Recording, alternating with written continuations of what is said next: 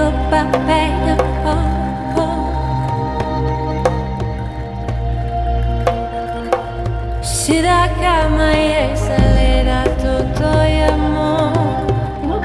to this webinar. This is again the first of 3 webinars for me this week, so this is like a warm-up. It's actually one of the topics that I like the most to work with, the instincts or the instinctual drives.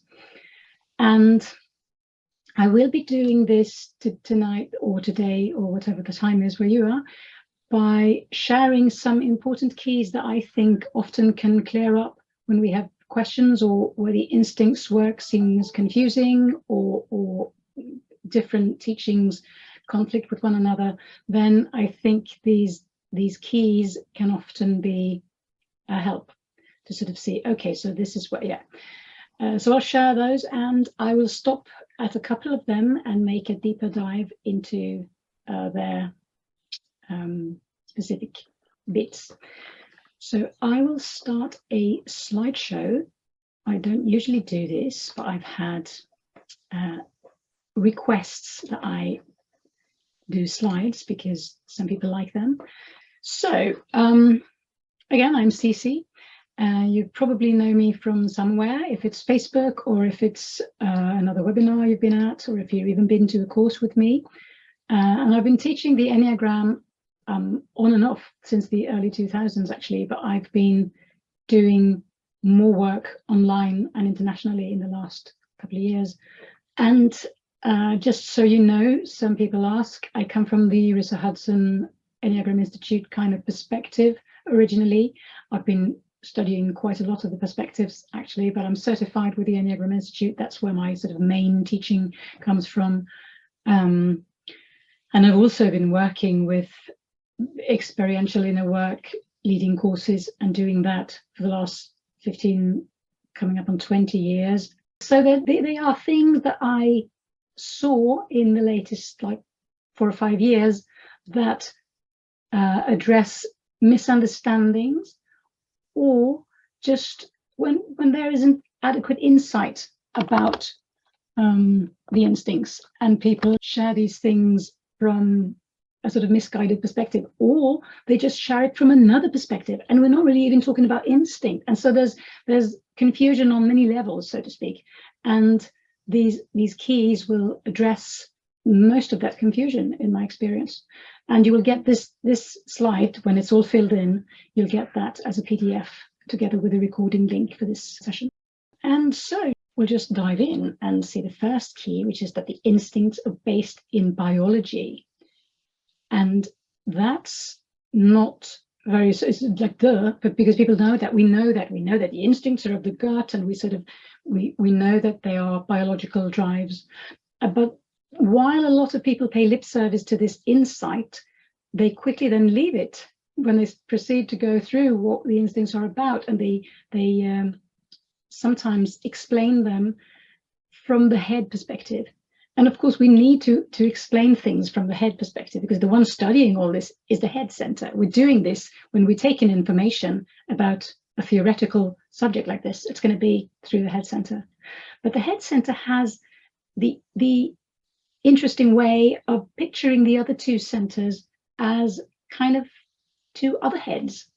So and obviously we can't really fathom what we can't. We can only grasp what we can grasp. And from the head center's point of view, emotions are of the heart. Yes, I know that, but it still expects the emotions to work like structurally and linearly like thoughts do, and they don't. And even more true when it comes to the gut or the instinctual center, because there we're not even quite following. In the emotional realm, at least if we're adults, if we've done some inner work, we can follow emotions. We can see that, okay, this is an emotional thing. We can separate that from the head, the heart from the head.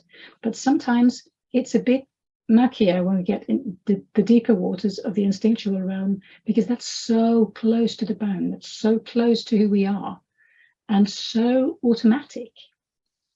Because the point of them being biological in nature is that they are automatic. The impulses are automatic. We can learn and often choose whether to act on them or not. So it's not that we're slaves to the instincts, but the impulses that they come up with, that they send up in the system to the heart and to the head, they're all automatic. There's nothing we can do about them. If something that you see, or you pull out a drawer and something in there makes you gag, it's not that you cannot not gag. It's happened already. When you realize what happened, then you can train yourself to withstand, say, a smell that made you gag once in a while or once before, but it's still the first time. We can't direct or sort of edit these impulses. They're just there. So that's what this biology bit actually means. It also means that these are found all throughout nature, not in all animals, not all of the instincts in all of the animals, but most of them are found in all animals. So if we can't find it in the animal world, a version of whatever we're looking at in the animal world, it's not going to be all instinctual. So that's another bit when we start discussing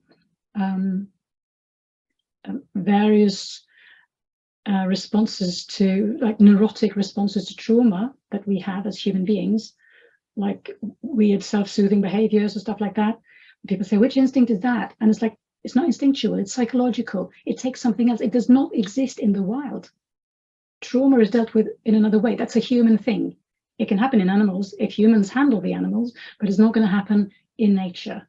So that's how we know that this is not actually only instinctual. We're looking at a bigger thing than just instinct. So yeah, I think that's all I'm going to say about this one right now. So it means that they're automatic, that they are physiological functions, which can be found in other animals too, and they're not another type of head function. They're actually hard-coded bits of nature inside us. So that's the first like basic thing that we need to check. Are we talking about this even? Are we talking about something else that includes bits outside of this biological thing? Then we're not talking about pure instinct, just so we know what we're discussing. So the second key is that instinct as such, as a biological feature, instinct is going to be prior to personality. And again, this is something that people say that they agree with. And so we have teachers teaching that the instincts are prior to personality, but then they immediately go on to discussing how these instincts are expressed in all the respective types, which again means that something else is added, that this is how the personality takes this instinctual, energy and uses it for its own purposes. But we're not talking about just instinct anymore. We're talking about subtypes, possibly, or personality variations of this instinct. And so the thing is, when instincts started being explored in the Enneagram world, which was quite early on, obviously, when Naranjo started to work with this and try to flesh out Ichazo's descriptions, he did so by using panels mostly. And panels, as we know, consists of people with various personality types sitting there and talking about instincts from their personality type perspective. And so that's fine. That's a sort of from the head perspective, it's a logical way of gathering information. But the thing is, you get the ready-made soup already from this person talking about their instinctual impulses, assuming that they can even discern that from the rest. But even if they can, they're going to do that from their personality perspective.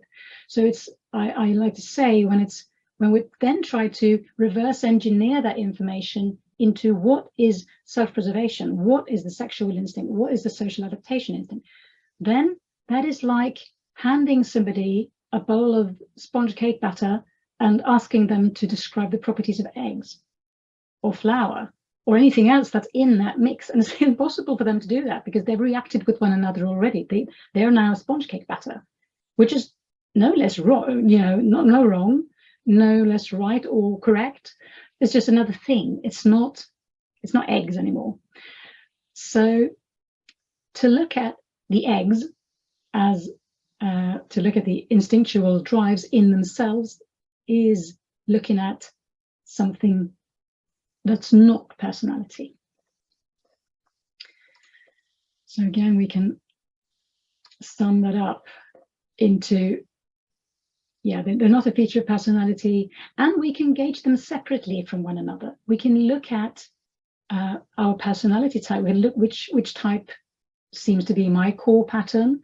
And if we want to discern an instinctual stack, we can do that without even looking at the personality type. We don't have to see them in tandem. And there's huge benefits to doing that, to seeing them in tandem, once we get them each for what they are. But if we don't get them, like, what are the personalities? Do we understand the types? And what are the instinctual drives? And we understand them. Unless we do that first, what we come up with in this mix is going to be confusing for obvious reasons. So the third one then is that each of these drives, all the three drives, pertain to a specific realm of awareness. And this is really a big one, because each drive will focus on a perspective that the other two have no access to. The self-preservation instinct, the realm of awareness that it pertains to, is me, obviously, and it has an inward focus. So it's focusing on me, it's focusing on how am I doing? Am I cold? Am I hot? Do I need this or that? Am I going to need this or that? Actually, tomorrow too is in the self-preservation instinct. So I'm focusing on me, and it's an inward focus. If we then go to the sexual instinct, we'll find that the sexual instinct pertains to the realm of awareness of me still, but with an outward focus, with an expansive focus, which means that saying that long-term emotional bonding, for instance, is in the sexual instinct is obviously not right, because it can't be. I'm not interested in you, actually. I'm interested in me. I'm just expanding so that I include you, possibly. And that can feel very nice, and we can merge and everything, but it's not that I'm necessarily that interested in you here. Usually, if we're people, I mean, if we're human beings and we say fall in love, we can do this with quite some amount of social instinct baked into that, and with quite some amount of heart energy baked into that, which is not even instinctual.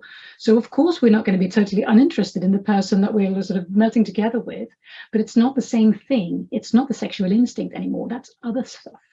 So that's something that we can understand from this realm of awareness bit. The social instinct or social adaptation pertains to others, you, us. It's like outside of me, and obviously it has this outside focus. So this is the only one of the three that will take you into account.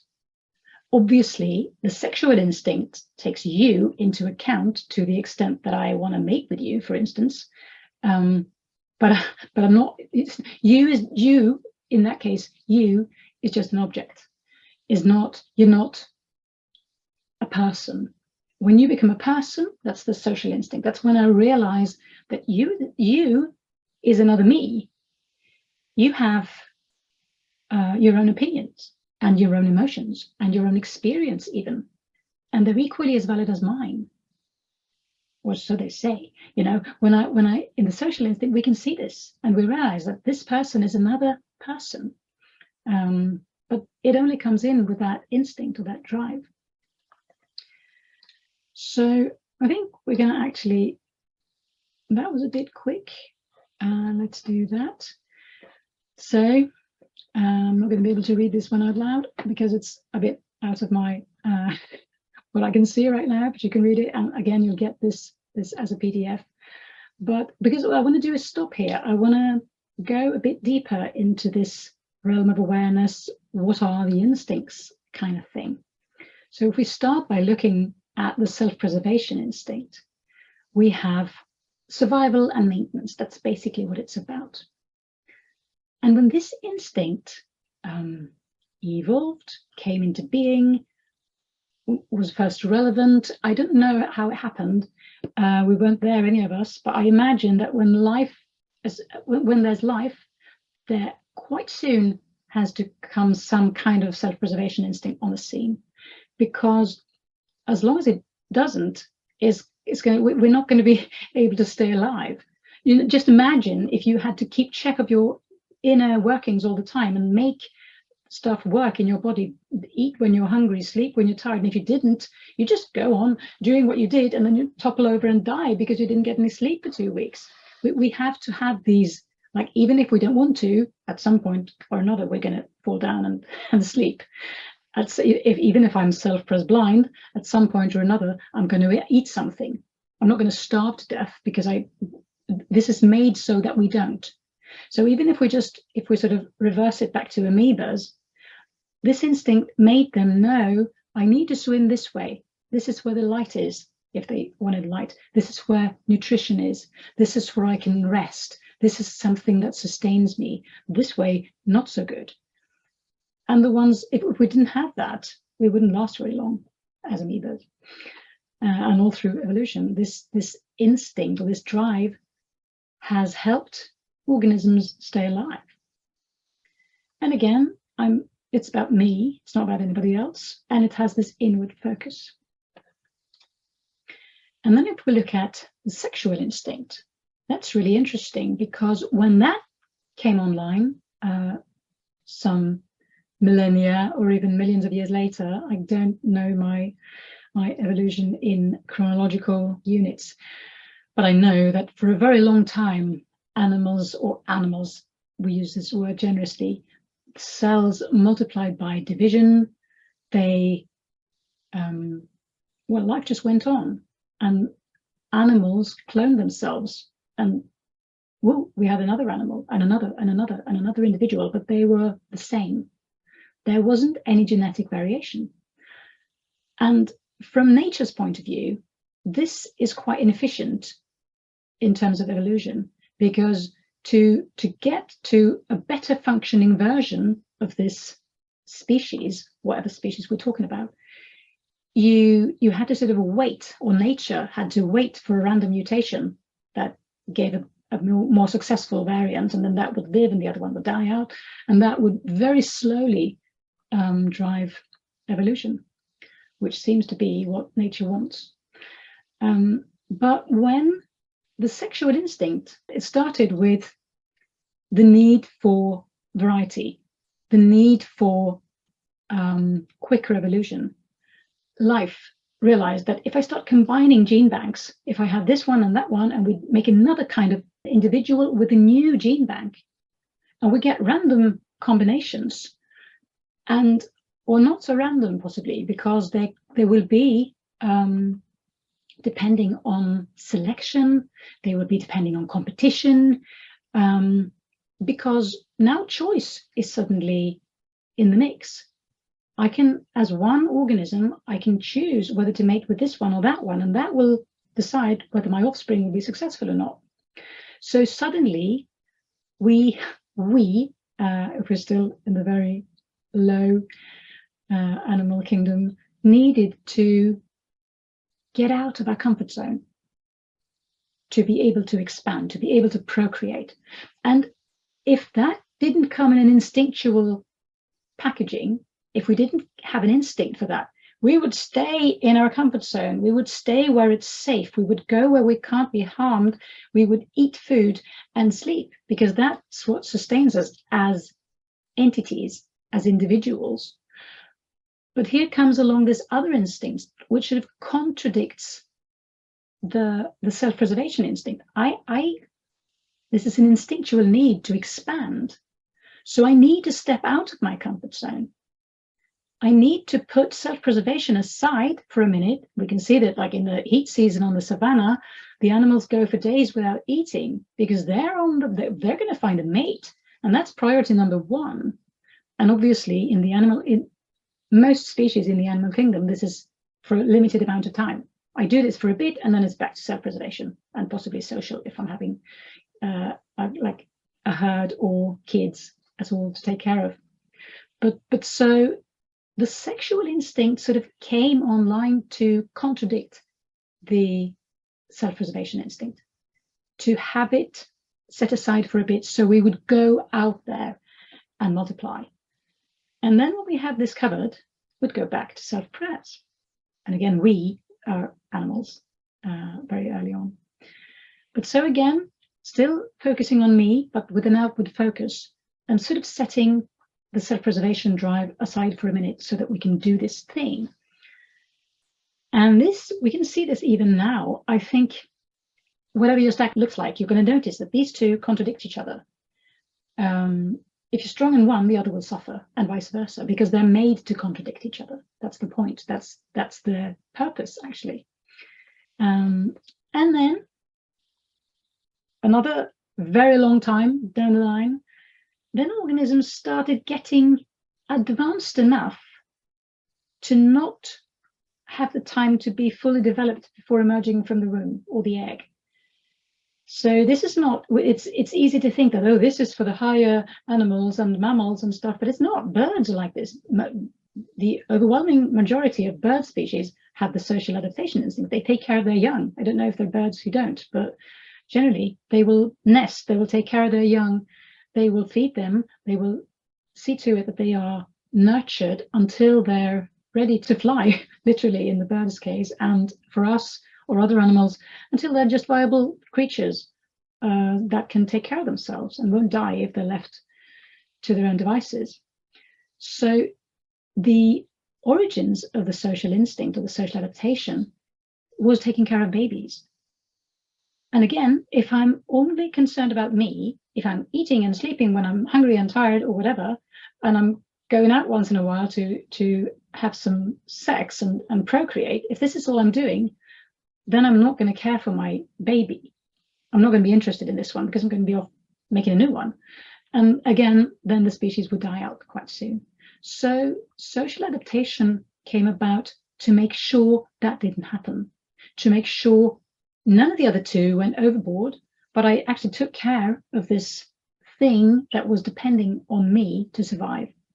So there's this kind of understanding in the social adaptation instinct that to live, I need you. And obviously this is live, not just me and my individual life, but for me as a species to live on you, I live through you in a way, not in a codependent kind of way, but it's like, I need to take care of you because you are me carrying on my genes. So it has kind of a balancing feature that's unique in the social adaptation. And it's about keeping at first the family, but also a bigger group, and ultimately the species alive. So for the first time, we have an instinct that's interested in us, interested in the better, the bigger picture that doesn't just include me and my well-being. We have animals that at some point in their kids' development, when the young animal, whatever species it is, when it's old enough to actually be able to be viable, it still needs mummy, but it's viable, then the mother will sacrifice themselves to save the life of the kid. And it's not like any animal is standing there. They don't have possibly the neocortical bit. They're not going to be, I'm going to do it. I'm going to sacrifice myself. They don't do that. They just throw themselves in there because they know that there is something in them that knows that I have to do this. And this doesn't stop with animals. If we believe that we're separated from animals, it doesn't stop with them. We have it too. Mothers and fathers doing all kinds of crazy things because this is my kid. It's like, it's just an imperative for me to save this individual. And that's, again, the social adaptation drive. So let's get back to key number 4, which is that centers very rarely operate in isolation. So we have 3 centers as human beings. We have the belly or the gut or the instinctual center. We have the heart and the emotions, and we have the head with a neocortex, with opinions, reasoning, logic, and also the potential for stillness and just receiving, those don't really isolate from one another. They are online, all of them at the same time.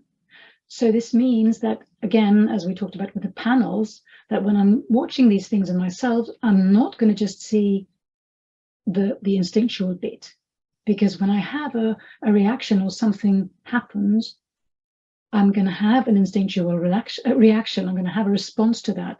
I'm possibly going to have an emotional response to that. And I'm most definitely going to have an opinion of it, or, you know, an understanding of it, or confusion around it. But so there's going to be thoughts there as well. So what we're seeing when we're working with ourselves is all this. And to do instinctual work then would mean we need to separate these things. We need to understand what's what, because otherwise we're not going to be able to work with the instincts. So in a person, we'll see instinctual impulses and emotions and self-image and reactivity and opinions and patterns and prejudice in an undifferentiated mix. And for inner work, we must recognize and distinguish between these. So then key number 5 is about this infamous stack, or order of preference, or whatever we like to call it. And is there one? Am I really blind in one of the instincts or the drives? And how does this all work? Because I think I'm using all of them, and I get, you know, people saying that, and they can't really make out, and they have this sense that it would be interesting. It seems very rewarding to get what your stack looks like and try and work from that, but I can't see how that would, you know, be for me. And the first thing we need to understand is that, no, we're not blind. We don't lack any of this. We have all of it. If we didn't, we would not live for very long, or at least we wouldn't be very happy or even healthy, you know, normal kind of people. So we have all of it. That's the point. Again, they're biological. They're hard coded, like, into our system. So we won't starve on account of being low self-pres, unless we're actually ill with something else, but that's another matter. But when we won't be that blind, we won't be that blind in social adaptation that we don't, if we depend on this group for our living, it will be a very, very uncomfortable experience to be shut out from that group. Regardless if I'm social blind, it's going to be traumatic for me. So we all have it.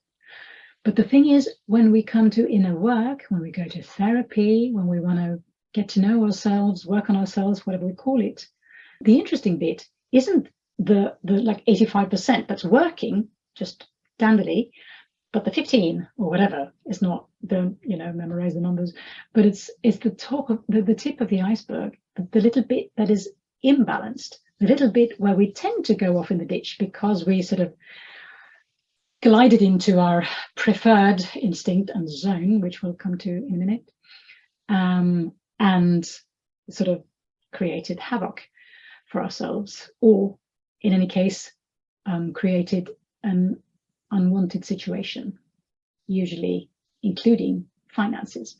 But it's like we're gonna do stuff we regret because of our instinctual preferences. And we're going to have challenges that we wonder about because of our instinctual preferences. So that's why it's important to notice that, okay, we're not lacking as human beings. It all works. It's all there.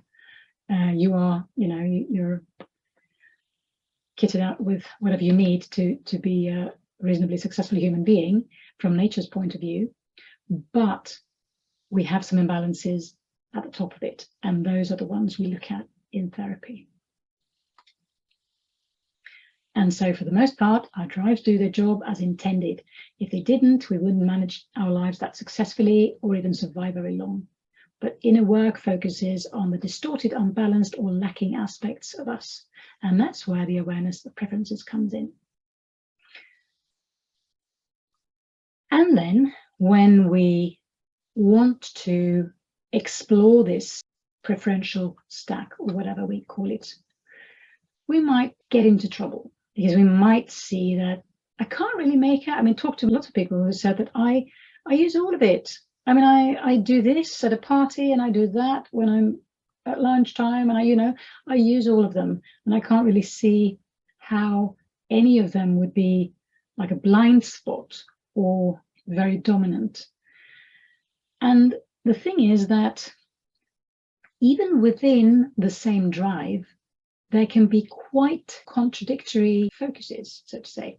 It's like we have, if we're talking about self-pres and we're describing self-pres as, yeah, it's about food, or we're talking about social adaptation and we say, yeah, it's about groups, that's going to be, is not going to be incorrect, but it's going to be incomplete. It's inadequate descriptions of those, because self-preservation is not just about food or rest or whatever.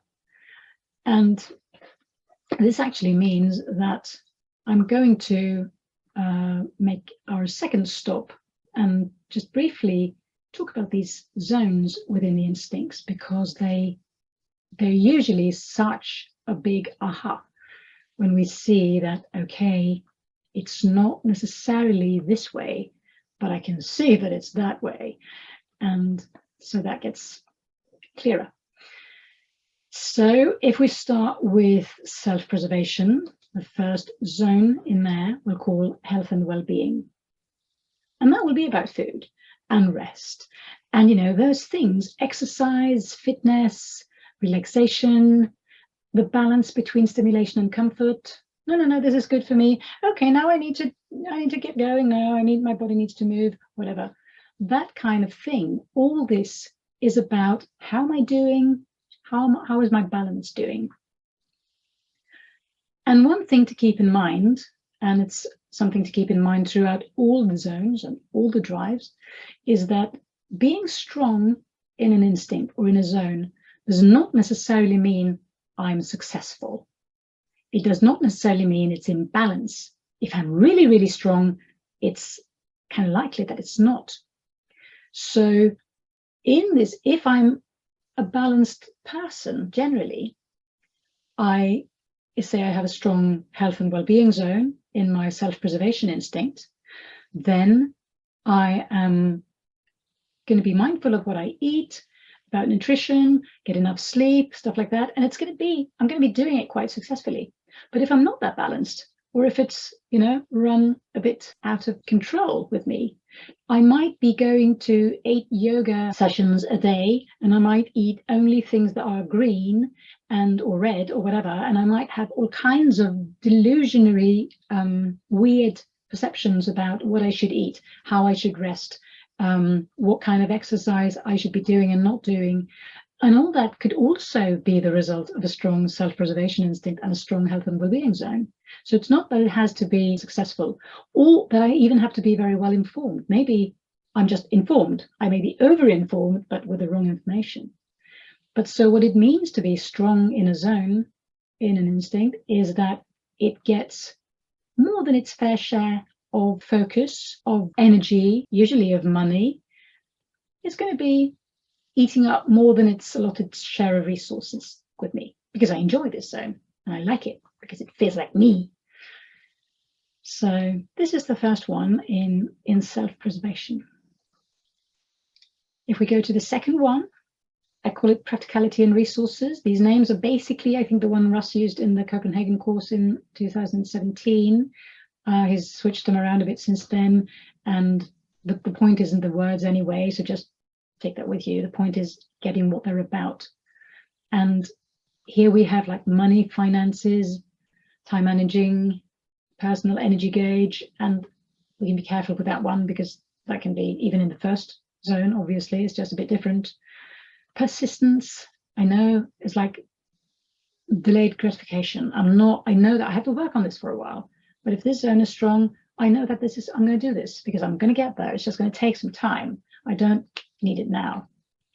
And also practical know-how, being interested in even how things work, how mechanical stuff works.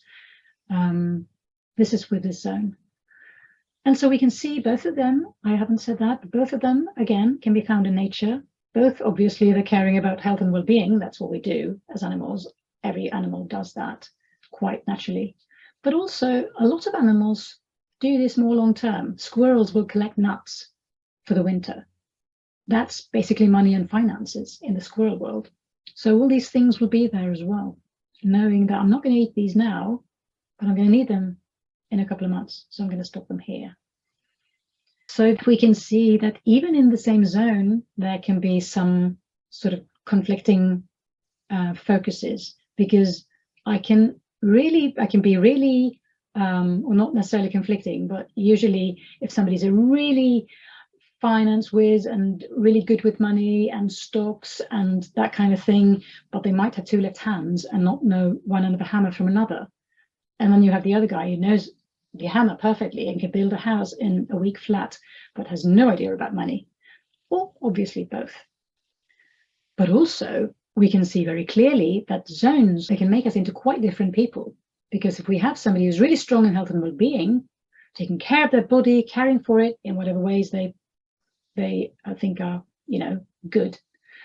And then we have the other one in the practicality, and maybe it's it's a person focusing on career and money and success, and I really want to do this, and I want to have my bank account, and I can work myself into a heart attack, which really contradicts the first zone. So even within the same drive, we can see that this is not necessarily they can be at odds with one another, which is good to notice, and which can also explain sometimes when people look at this and say, yeah, I'm self-praised, but I'm not self-praised, because these things, and then you can say, okay, so it's a zone thing.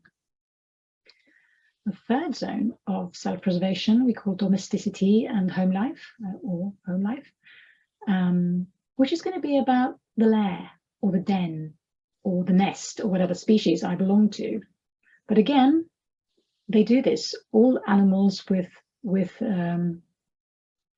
all animals which nest in some kind of format will decorate their home differently depending on what they consider to be, comfortable or even pretty, for all I know. They will make their home into something that soothes and shelters and cares for their organism. So we have structure and organization, which would be taking care of things in a structured manner at home, loading the dishwasher, sorting the laundry, whatever. We have safety, security, privacy, which would be, locking the door, seeing to it the things can't be, just walked off with, they're your things. Holding environment. It's meant to be cozy or pretty, depending on, again, possibly personality type or other stuff, but I have opinions in the zone on my house, my home, how it looks where I live. And I'm going to care about that. And possibly if the zone is strong, I'm even going to care about chores and maintenance, even not just having done it, but also being quite comfortable doing it. I like doing this, or I might, hire someone to do it, but it's going to be a thing that I care about. And possibly also I have this, that my home is kind of an extension of me, and I hang out with my friends in my home. So that's just, it's a part of me. And so we can see that these three can be inhabited by quite different people, which can explain sometimes how it's confusing for us to look at these three drives as chunks and say where we belong. So if we look at sexual instinct, it's about attraction and expansion, again, focused on me, but on me expanding. And the first zone of that would be magnetism and conquering, I called it. I think Russ called it attraction the first time. But the whole instinct's called attraction as well, so it gets confusing. Anyway, this is where I have possibly charisma. I sort of advertise my presence, not necessarily as I'm advertising my presence, but it just happens. I'm just that kind of person that sort of gets noticed. Or I don't get noticed because this particular day I don't want to, but then I'm aware of the possibility of getting noticed, and I know it will happen unless I take precautions. And it's about also attracting and being attracted. I know what I'm drawn to, and I care whether I draw stuff or people to me or not. I care about how I look. The display bit will be the visual answer to charisma and broadcasting. Like I know what I'm wearing on any particular day, whether or not it's not going to be necessarily pretty all the time, but I'm going to know what it is because I'm going to have chosen it on purpose. Because again, choosing and discriminating is the thing here. It's easy for me to do that, again, because I know what I'm drawn to. And it's also likely that I'm seeing competition where it doesn't even possibly exist, because this is really, I just like competing. I like conquering. I like feeling that energetic competition, possibly. And the next zone of sexual will be arousal and exploration, which is about sort of getting turned on, getting activated. It's your nervous system being awake. And it can be about risk and adventure. It can be about getting out of the comfort zone. I like in this zone to get out of the comfort zone. If I don't do that enough, it's going to feel like I'm dying. Because I like being challenged, and I like finding the exact right level of challenge, because if it's too hard, it's just going to be too hard, and it's going to be too much work for me. But if it's too easy, I lose interest quite quickly. So that's basically that zone. And also, going for it or holding off, I know when to do that, again, because it's about this challenge balance, so to speak. And the last zone of sexual would be this famous merging and fusion zone, which is about focus and engagement, which is about losing myself and my boundaries dissolving. And the thing is, what we need to get with a zone is it's not about people necessarily. It can be about people, but it also can be about the sunset or just nature in general, or my meal that I'm having, or a piece of music that I'm listening to. It's just about this really incorporating this into me. It's just wanting to eat, basically, or wanting to ingest a lover, a sunrise, whatever it is that I'm merging with.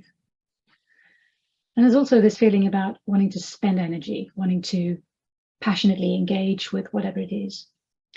And I'm not going to go into concentration or availability, actually, because we're a bit late. But anyway, you get the idea of these three zones. And for the last instinct, for the social adaptation, we have the first zone about interpreting and reading stuff, people and situations. So it's about, getting what people mean when they talk, or even when they don't talk, sort of reading between the lines, seeing if somebody says, yeah, I'm good, and you know that, okay, they're not good, and sort of pick that up. And also to adjust accordingly. You don't just pick it up, but you also sort of get in their frame of mind, getting their frame of heart, possibly, because the social instinct is quite close to the heart. So again, empathy and concern will be in there as well. And adaptation to standards, like not just this particular situation where you're sad or happy or whatever, but also if I move into a new family or a new workplace or whatever, I quickly pick up what goes here, what I'm meant to be doing and not doing. Bonding and affiliation, the second zone, which often gets confused with sexual in various ways, but this is about creating relationships. It's not just about creating a bigger me, it's creating a relationship with another person or persons that I care about to various extents and in various ways. Also, it's about sustaining those relationships, obviously. And to do that, I need to communicate, including being quiet when that's called for. Possibly need to play. And I will care about reciprocity. I will have services to call, sort of favors to call in from friends, and I will be happy doing favors for them. And I'll be seeing this as part of life. And the last zone of the last drive would be participation and contribution, which is about getting involved, enrolling people into what I'm doing, contributing something to my family or to my workplace or my country or society or the world. It's not a matter of scale, but it's a matter of me contributing to the bigger picture, belonging to this bigger picture, basically. So these are the zones. And I think I am going to stop sharing for a bit at least, and I'm going to leave this focus mode and ask if anybody has questions, because we said we're having Q&A and it's already 10:02. So are there any questions? Please feel free to unmute and speak.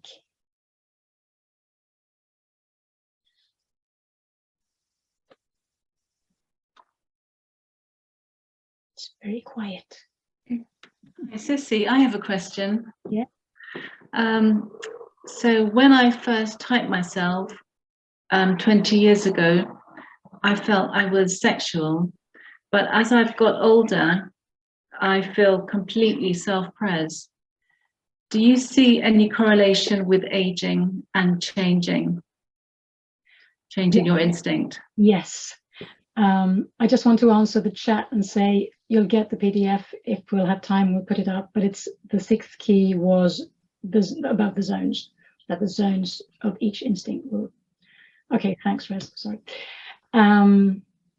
Yeah, there is definitely. I mean, I discussed this with Russ because he's fond of saying nowadays that we can sort of the two top instincts can swap places for us. And the thing is, yeah, they can swap places, but I doubt that if you have like self-pres sexual when you grow up, I'm not sure that sexual will sort of rally in your old age. It's not, it doesn't really. So I think how that happens, I mean, obviously things get more balanced with age. They should. I mean, we realize that we like balance when we get older and more mature. So that happens. And I think also what happens is that it all evens out a bit.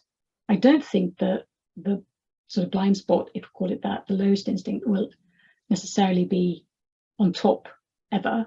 But I think there is absolutely some chance that the middle one will take the place of the higher one. And I think also that will depending on which ones were where when you started out.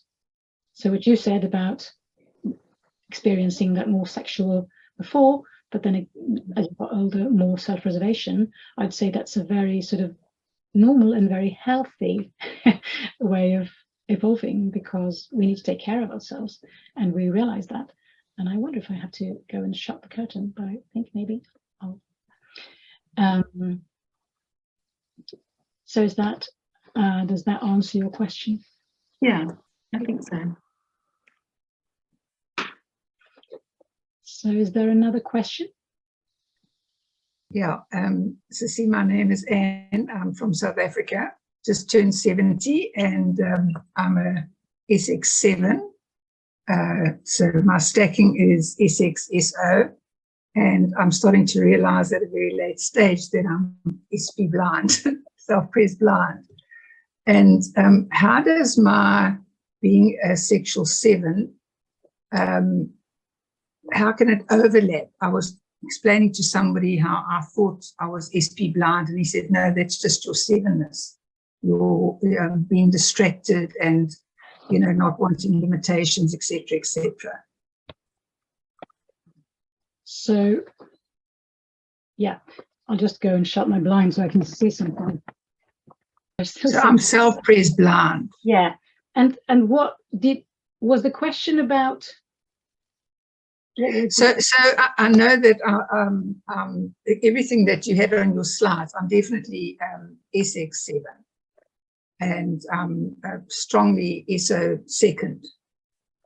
I've never realized that, you know, I've never understood, you know, the blind, the SP blind, you know, that the lowest one is where your growth lies, because it's been something that you haven't been aware of. Yeah. So I'm starting to become more and more aware of it, and it's had a lot of consequences over my life.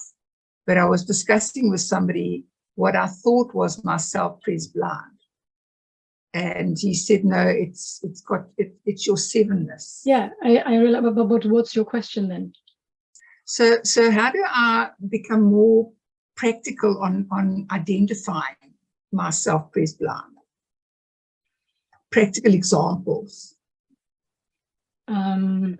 Yeah, it's always a challenge. I mean, what you say is right. We need to, but if we want to grow, the blind spot is a very good place to look. But it's also a hard place to look, because we're going to start paying attention to something that we don't habitually pay attention to, which is hard. So I would go about it, I think, or at least one way to go about it is quite, methodically, pen and paper, see what, or, meditation cushion, whatever serves, but what is it that I experience as self-pressed blind? What is it that doesn't happen? And usually I think it's the actual easiest way to get to this is by looking at what is it I super enjoy about my sexual instinct? How does that get a bit overboard? And what am I then not doing? What am I neglecting on account of doing these things that I love so much? Because there's a list, basically. And then we can look and see whether these things are stuff that we would want to get better at, which some of them usually are.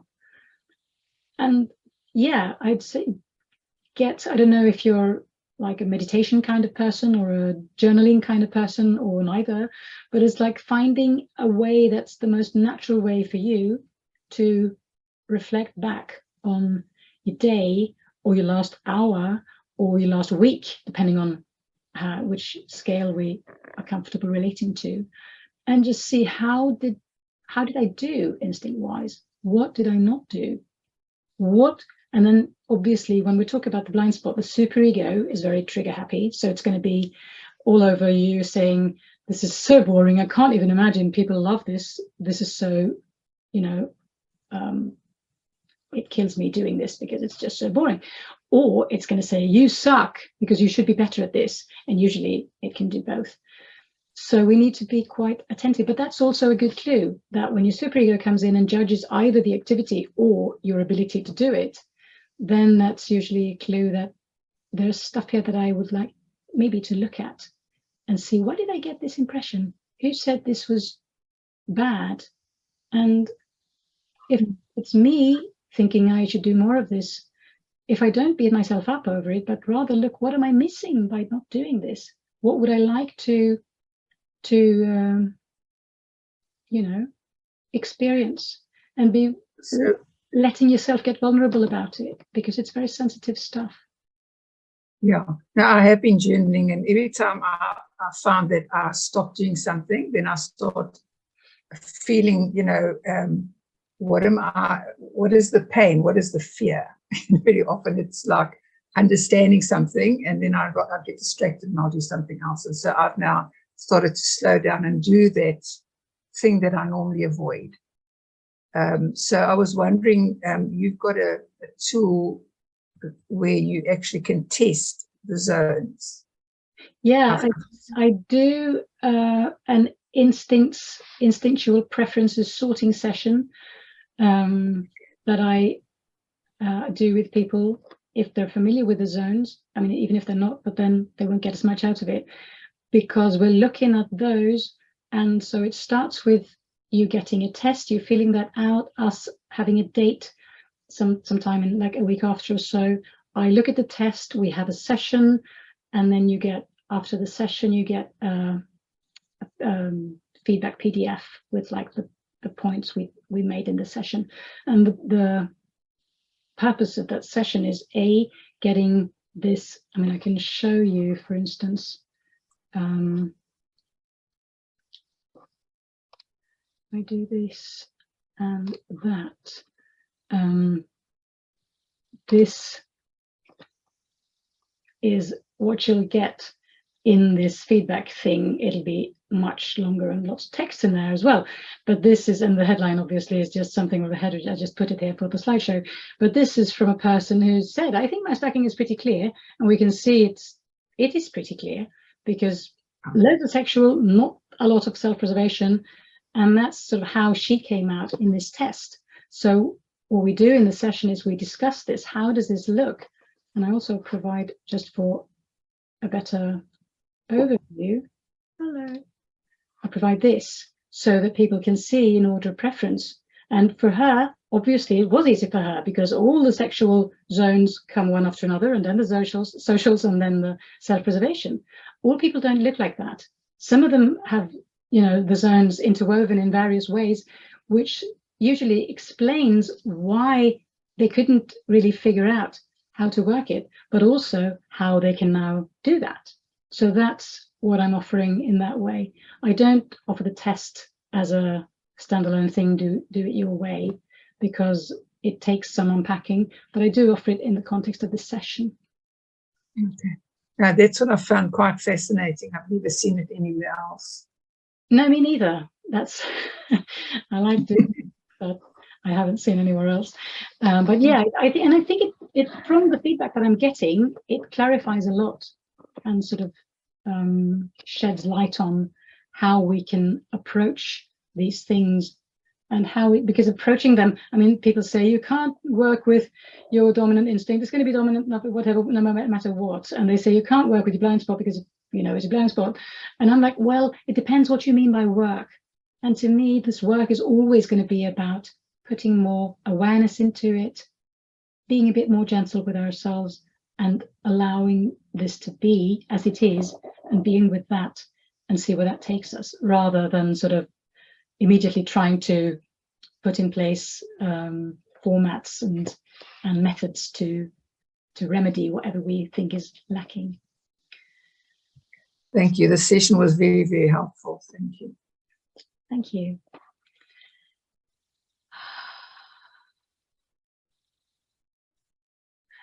Well, I saw the question. I'll go over for a bit. If people want to leave, again, you'll have the recording later. So that would be that. I'll just see if I can read it. No, the chat disappeared. Rez, what was the question? It was SPSX641 here. How can I be more effective socially? Is that question written before I gave my answer? Yeah, no, so this just came in from oops. Oh, he can't unmute because it's 2 a.m. Yep, that's no problem. So Timothy is an SP self-pres first, sexual middle 641. How can he be more effective socially? Yeah, I just think I basically just answered that question. That's the way I know how to work with it. I mean, I cannot give any like personal specific recommendations because being low social can mean so many different things. And again, this is what we get in this session with the zones, that we see how can I do this? How can I start working with this in a very gentle manner? But I think basically the question is be curious and watch what's happening and follow up with what's happening within you when you choose one or the other. That's the best I can do from not having done any deeper exploration with you personally.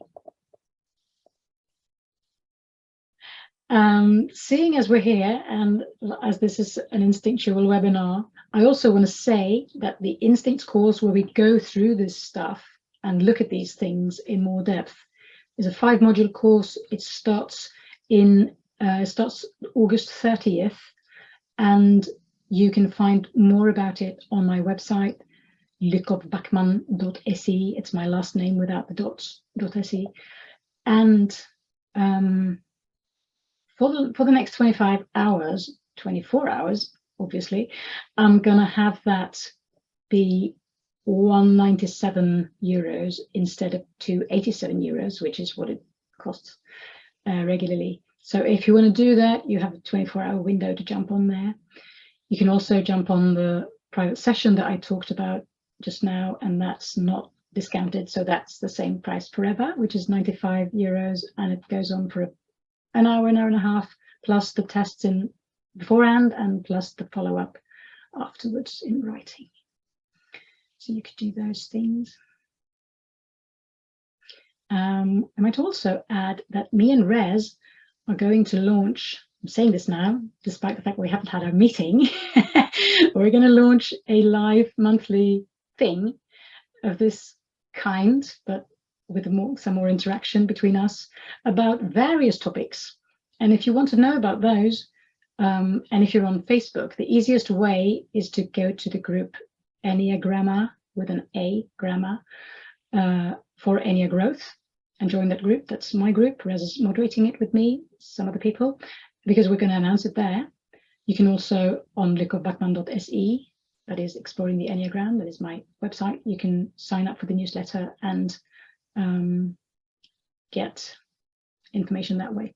So I'm thinking maybe we'll do something about the zones, because this just sounds like a worthwhile topic. We didn't get to see much of them and this kind of staple graph today.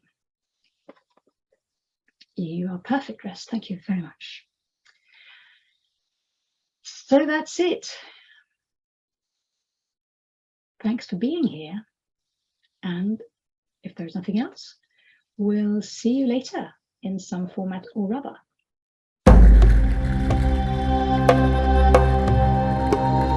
Get amor,